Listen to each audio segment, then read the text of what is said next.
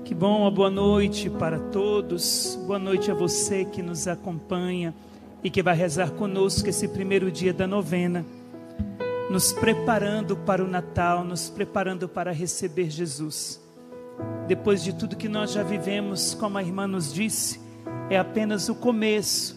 Depois de tudo que nós já vivemos, vivenciamos através desses cantos, nós queremos preparar o nosso coração para celebrarmos o Natal, para vivermos o Natal de uma maneira diferente, de uma maneira extraordinária. Não queremos mais estar perdidos, mas queremos nos deixar encontrar por aquele que vem no Natal. Por isso que eu gostaria de convidar a você a pegar a Sagrada Escritura. Nós vamos pegar o Evangelho de Mateus, capítulo 2. O Evangelho de Mateus que vai falar da visita desses magos, desses reis que vieram até Belém, desorientados, perdidos. E nós vamos ver isso aqui na palavra de Deus. Enquanto você procura, já peça ao Espírito Santo um desejo profundo de encontrar Jesus, de adorar Jesus, de proclamar que Ele é santo, de cantar aleluias nesse Natal, porque o maior espetáculo da humanidade aconteceu. O Filho de Deus veio até nós, pisou a nossa terra, armou, como vai dizer São João, armou a sua tenda no meio de nós. É interessante que existe uma palavra tão usada nos nossos dias, que é a palavra Sheriná. Muitos falam Shekinah, mas enfim, a palavra seria Sheriná, quase um R aí. E essa palavra que significa glória de Deus, na verdade, é a ideia de uma tenda. É o próprio Deus estando nessa tenda e nos convidando a entrar com Ele nessa tenda e experimentar da sua glória, experimentar da sua vida. Então é isso que nós queremos viver nesse Natal. Nós vemos essa gruta aqui atrás de mim, onde será colocado o menino Jesus, onde o presépio já está preparado. Você pode ver que é como a tenda onde o próprio Deus nos convidará a entrar e a viver da sua glória e a experimentar a sua glória. Por isso que nesse Natal a sua casa deve ser, e é isso que nós estamos pedindo ao Senhor aqui no Instituto Hesed, que a sua casa, você que faz parte desse exército de São Miguel, você que é um guerreiro, uma guerreira, que a sua casa se torne essa tenda onde o Senhor quis habitar, essa tenda onde o próprio Senhor vai convidar você, toda a sua casa, para experimentar da sua vida, experimentar da sua glória. E foi isso que esses magos que nós vamos ver no Evangelho de hoje experimentaram ao contemplar o menino Jesus dentro da casa onde ele estava. Então o Evangelho de Mateus capítulo 2, versículo 1 diz assim: depois que Jesus nasceu na cidade de Belém da Judéia, nós vimos isso ontem, Belém, a casa do pão. Eu falei para vocês sobre a manjedoura onde os animais comiam, o coxo onde os animais comiam. E foi ali que o menino Jesus foi depositado, porque ele seria o alimento para toda a humanidade. Ele é o pão vivo descido do céu. Então foi colocado no lugar onde os animais comiam, para dizer que ele alimentaria todos os homens de todos os tempos, de todas as raças e nações. Ele é o pão vivo descido do céu que quer nos alimentar. E dizia ainda que Santo Agostinho vai dizer que a manjedoura foi o primeiro altar do sacrifício, onde o menino foi colocado, e nos faz lembrar do altar onde nós celebramos a Eucaristia, onde ele se dá a nós, onde ele se oferta a nós como alimento. Então, depois que Jesus nasceu na cidade de Belém da Judéia, na época do rei Herodes, alguns magos do Oriente chegaram a Jerusalém. Esses magos, existem muitos estudiosos, cada estudioso diz uma coisa, mas uma coisa é certa: eles eram astrônomos e também astrólogos. Era uma mistura de estudiosos, de sábios, com também homens que trabalhavam com a magia, que trabalhavam com a astrologia, que buscavam adivinhar o futuro, que buscavam adivinhar aquilo que poderia acontecer. Eram pagãos, reis pagãos, vindo do Oriente e que não adoravam o único Deus, que não conheciam o Deus verdadeiro. Mas nós vamos ver o que o nascimento de Jesus fez na vida desses homens. Então esses homens que andavam por caminhos de trevas, caminhos tortuosos, como vai dizer o profeta Isaías no capítulo 8, no finalzinho do capítulo 8, vai dizer que muitos estavam nas trevas, muitos jaziam nas trevas. Quando se olhava, eu vou até pegar Isaías 8 para a gente não fugir da palavra, só para você compreender um pouco o que foi o nascimento de Jesus. Vai dizer o versículo 22, olha de novo para a terra e só vê crise e escuridão, sombras e miséria, tudo escuro e sem saída. A tradução mais próxima do original seria: mas as trevas não reinarão sempre sobre a terra, onde há agora angústia. E logo em seguida vem o capítulo 9, que vai dizer que o povo que andava nas trevas viu uma grande luz. Então esses magos do Oriente, esses reis, esses sábios, esses pagãos que vieram do Oriente, vieram, como diz o profeta Isaías no capítulo 8, versículo 22, olha de novo para a terra e só vê crise e escuridão, sombras e miséria, tudo escuro e sem saída. Na verdade é o xerox daquilo que nós estamos vivendo nos nossos tempos. Quando nós olhamos para a terra, olhamos para o mundo, nós vemos de novo a terra e só vemos crise e escuridão, sombras e miséria, tudo escuro e sem saída. Então, diante da situação do mundo, diante da situação da terra, diante da situação dos homens, Deus, por compaixão, o Pai, por compaixão de mim, por compaixão de você, permitiu que seu Filho viesse e assumisse a nossa humanidade como remédio para a escuridão, como luz para as trevas. E logo em seguida o capítulo 9 já diz que o povo que andava na escuridão viu uma grande luz. Todo o povo que estava na escuridão, que estava na miséria, que estava na crise, que estava na sombra, e que estava vivendo uma vida sem saída, perdido, todo esse povo viu uma grande luz. E é isso que nós queremos trazer para você nesse Natal. O Senhor Jesus, o menino Deus que nasce no Natal, quer trazer para a terra, para aqueles que acolhem a sua salvação, para aqueles que acolhem o seu nascimento, para você que reza conosco, para você que nos acompanha. O Senhor quer nos tirar da sombra, da miséria, daquilo que está escuro e daquilo que está sem saída. Ele quer ser o caminho, não um caminho sem saída, mas um caminho que nos conduz à eternidade, que nos conduz à salvação. Então, a partir daí, nós compreendemos como que esses reis estavam vivendo na escuridão, não tinham uma luz que mostrasse a eternidade, e porque não mostrava a eternidade, estavam perdidos, por isso buscavam adivinhar o futuro. Na verdade, é isso que acontece nesse mundo. Todos aqueles que ainda não conseguem enxergar a luz da eternidade, a salvação em Deus, procuram descobrir caminhos de futuro, procuram a direita e a esquerda em caminhos sem saída, querendo aliviar a ansiedade do futuro, então procuram adivinhar sobre o futuro de si e o futuro dos outros. E esses magos assim chegaram, uma vida misturada com magia, com paganismo, com adoração de outros deuses e adoração até dos astros.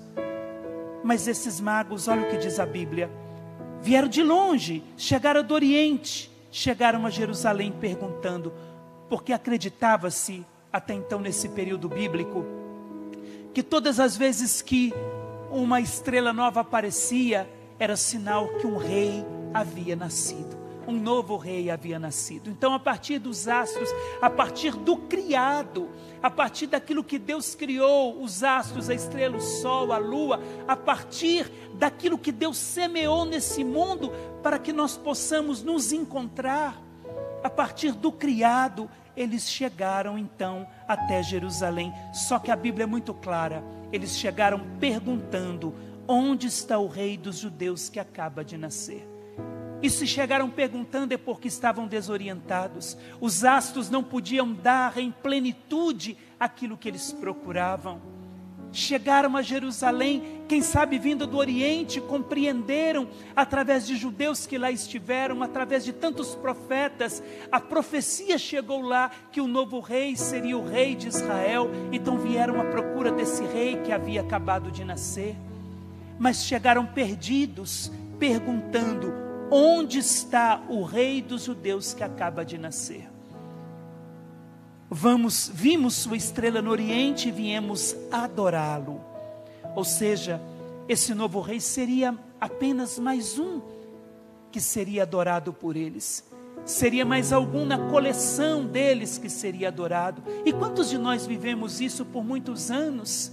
Como nós ouvimos o testemunho tão bonito dessa irmã do exército de São Miguel, que disse que, na verdade, ela adorava tantas coisas que ela celebrava no Natal.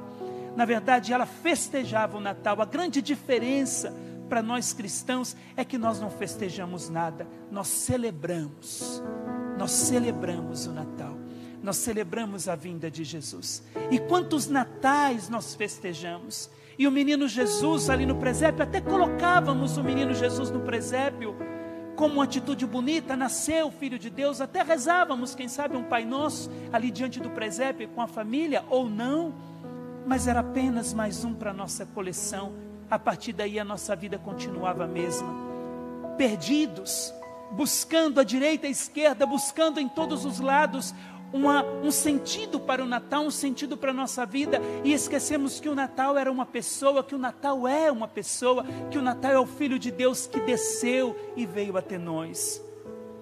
Então os magos chegaram perdidos. Ao saber disso, o rei Herodes ficou alarmado, assim como toda a cidade de Jerusalém.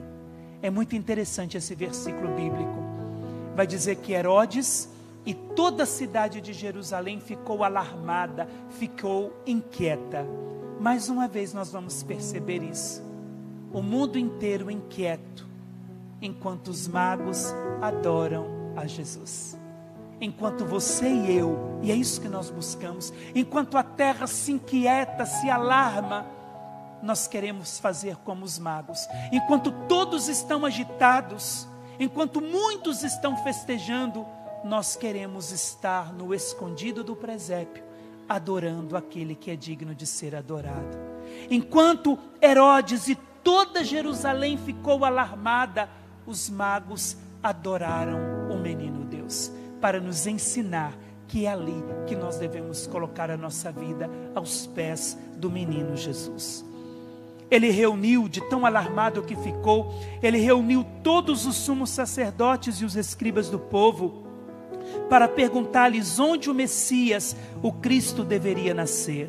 Responderam: em Belém da Judéia, pois assim escreveu o profeta: e tu, Belém, terra de Judá, de modo algum és a menor entre as principais cidades de Judá, porque de ti sairá um príncipe, que será o pastor do meu povo Israel. Eu queria mostrar para você que o rei Herodes, diante do seu medo e alarmado, o rei Herodes foi procurar os sumos sacerdotes e os escribas. Os escribas eram aqueles que copiavam a Sagrada Escritura, eram os estudiosos da Sagrada Escritura. A resposta que Herodes procurava e a resposta que os magos procuravam estava na Sagrada Escritura. Os astros não podiam revelar onde estaria o menino, somente a palavra de Deus.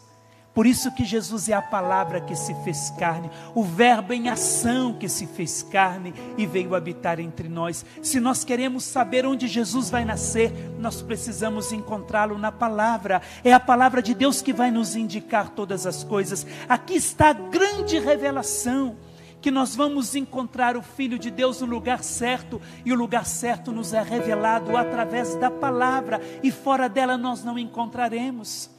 Herodes reuniu os sumos sacerdotes e os escribas, e foram eles que disseram: os profetas dizem na Escritura que é em Belém que o menino deve nascer. Então Herodes chamou em segredo os magos e procurou saber deles a data exata em que a estrela tinha aparecido. Depois enviou-os a Belém, dizendo: ide e procurai obter informações exatas sobre o menino. E quando o encontrardes, avisai-me, para que também eu vá adorá-lo. A palavra de Deus orientou Herodes e, consequentemente, orientou os magos, que foram então à procura do menino, do novo rei, daquele que seria o rei de Israel, daquele que acabara de nascer. Depois que ouviram o rei, partiram, diz a Sagrada Escritura, e a estrela que tinha visto no oriente ia à frente deles, até parar sobre o lugar onde estava o menino. Aquilo que Balaão já havia profetizado, quando ele foi enviado para amaldiçoar o povo de Israel, e o Senhor disse que ele não poderia amaldiçoar aquele povo que Deus já havia abençoado, e ele profetiza então que um astro se levantaria, e esse astro, essa estrela vem revelar onde esse grande sol, que é o menino Deus, onde o Filho de Deus estaria. O Senhor usa do criado para revelar agora, para mostrar, é aqui, apesar da palavra de Deus já ter conduzido o nome da cidade onde o menino teria nascido. Ao observarem a estrela, os magos sentiram uma alegria muito grande. Quando entraram na casa, viram o menino com Maria, sua mãe. Ajoelharam-se diante dele e o adoraram. Depois abriram seus cofres e lhe ofereceram presentes: ouro, incenso e mirra. Ao observarem a estrela, repito, os magos sentiram uma alegria muito grande. Quando entraram na casa, viram o menino com Maria, sua mãe. Depois eu volto nesse versículo. Já vou deixar uma curiosidade para você. Na palavra de ontem, quando os pastores chegaram na casa, ali na gruta onde o menino tinha nascido, eles viram o menino, Maria e José. Aqui os magos só viram o menino e a sua mãe, Maria. Onde estava José? Ao observarem a estrela, os magos sentiram uma alegria muito grande quando entraram na casa. Aqui entraram na casa. Está vendo que o menino agora já estava na casa, aquela casa que eu expliquei ontem, que estava cheia de visitantes, e já não tinha mais lugar para o menino nascer, nem para os seus pais. Quando entraram na casa, viram o menino com Maria, sua mãe. Mas não fala de José. Será que São José saiu para fazer alguma compra para o menino? Acredito que não. Mas é porque o evangelista tem algo a revelar para mim e para você.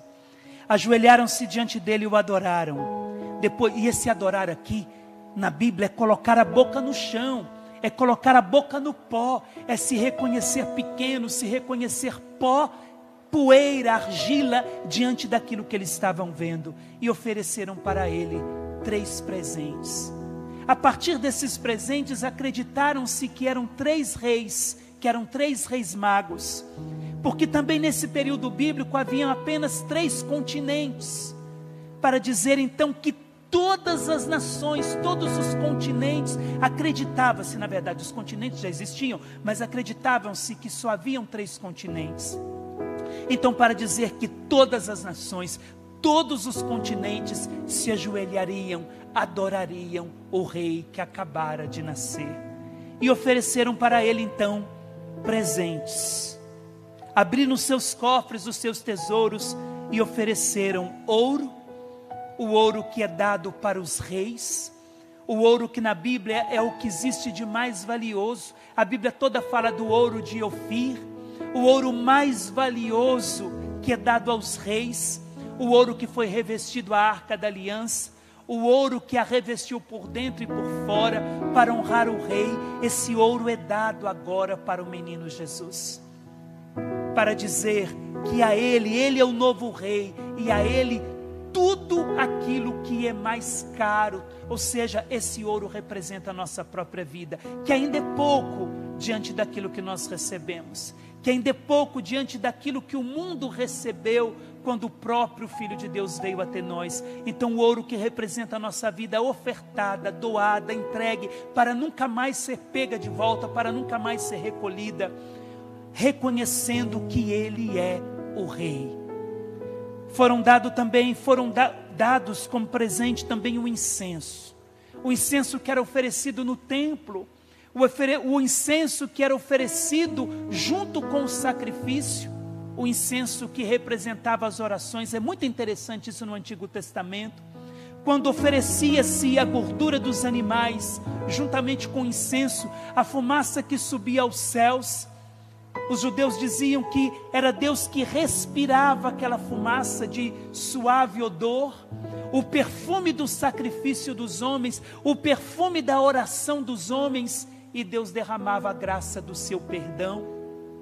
Então um incenso que subiria para o sacerdote, que subiria para o sacrifício, que subiria como oração dos homens, reconhecendo em Jesus o sacerdócio real, o sacerdócio, aquele que se oferecia em sacrifício por nós.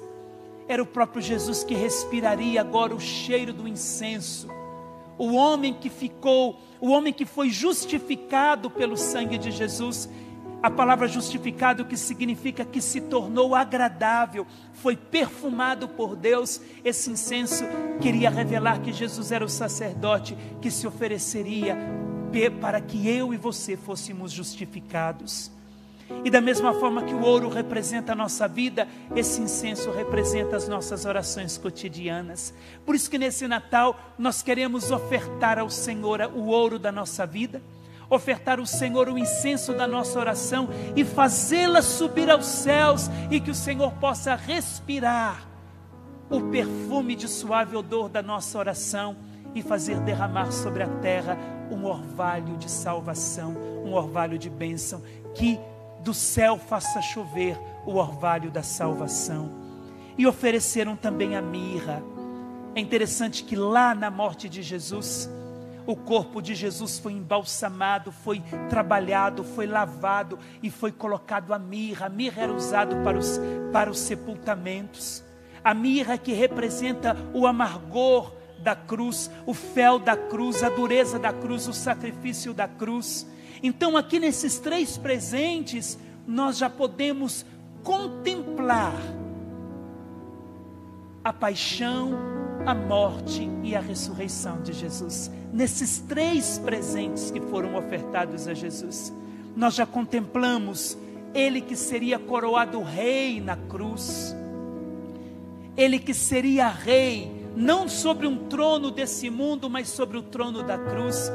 E é tão interessante que no dia 14 de setembro, a liturgia sempre traz para nós, na festa da Santa Cruz, falando da cruz, falando da crucifixão, e também na festa do Cristo Rei do Universo, quando nós proclamamos Jesus Rei do Universo, no final do ano litúrgico, para começar o Advento, a liturgia também traz para nós evangelhos, leituras que falam da morte de Jesus na cruz, porque Ele se torna rei morrendo com os súditos, Ele se torna rei morrendo no lugar, servindo aos homens, lavando os pés dos homens, morrendo no lugar deles. Então aqui nós vemos a realeza de Jesus que se dá na cruz, aqui nós vemos o incenso, o sacerdócio de Jesus que se dá na cruz, no altar da cruz, e aqui nós vemos a mirra, o sacrifício de Jesus, que também representa os nossos sacrifícios cotidianos do dia a dia, o sacrifício da nossa vida ofertada no dia a dia, os nossos pequenos sacrifícios.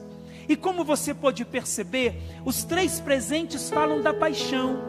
Aí aqui, através dos presentes, nós compreendemos por que somente Maria foi encontrada com o menino Jesus e não José.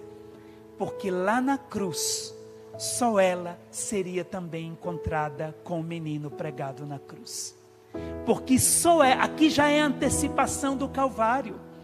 Por isso que aqui José não está para simplesmente dizer, ela estava no momento que os presentes que antecipariam e prefigurariam o sacrifício da cruz, quando o menino receberia os presentes que prefigurariam a cruz, para dizer que no momento dos presentes, ela também estaria presente quando ele fosse ofertado na cruz. Aqui já é o evangelho do Calvário. Quando nós contemplamos os magos vindo até Jesus, nós já estamos contemplando aquela profecia de Jesus, que quando o Filho do Homem fosse elevado, ele atrairia a ele todos os homens. Todas as nações, através dos magos, se prostram agora diante do sacrifício de Jesus, que é antecipado já no dia do seu nascimento. Presentes que revelam a salvação na cruz. ajoelharam-se diante dele e o adoraram. Depois, como eu disse, abriram seus cofres e lhe ofereceram presentes, ouro, incenso e mirra. Avisados em sonho para não voltarem a Herodes, retornaram para sua terra, tomando outro caminho. Esse é um dos versículos que eu mais gosto da Sagrada Escritura, um dos.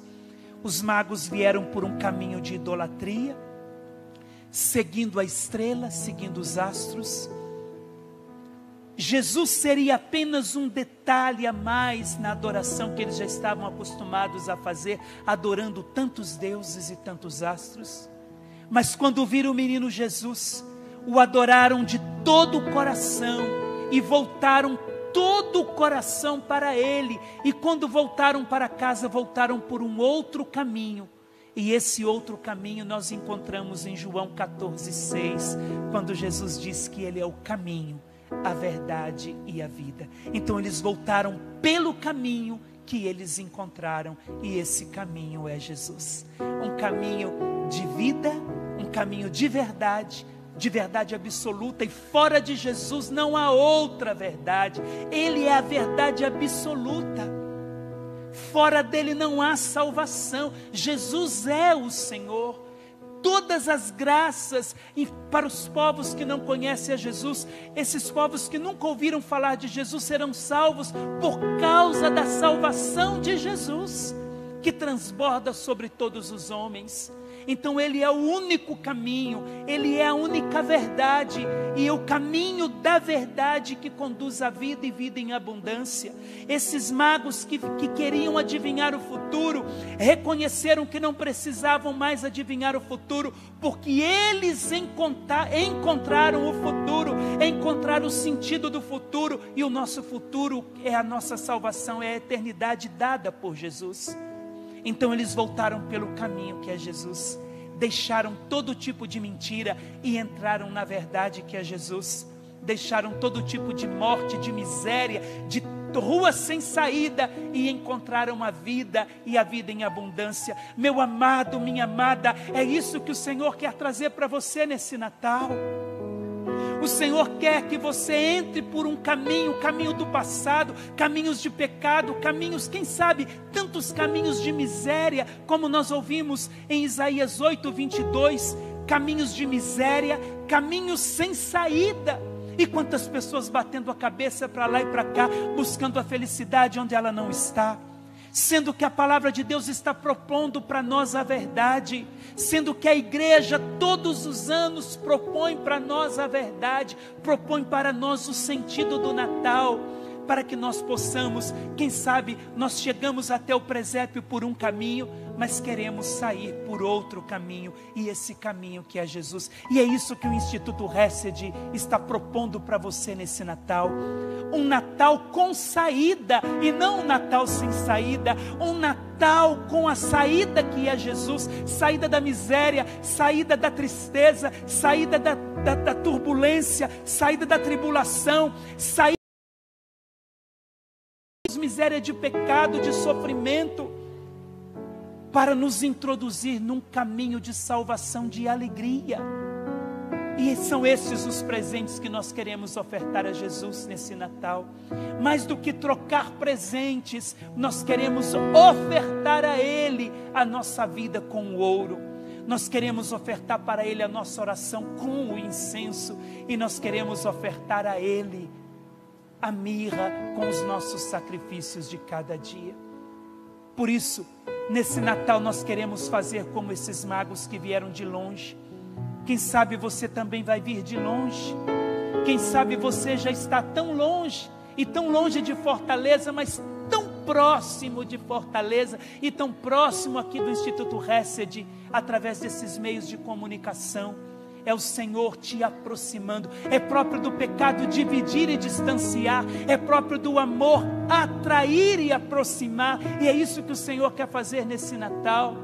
Lhe aproximar dEle, para que nós possamos sair por um outro caminho.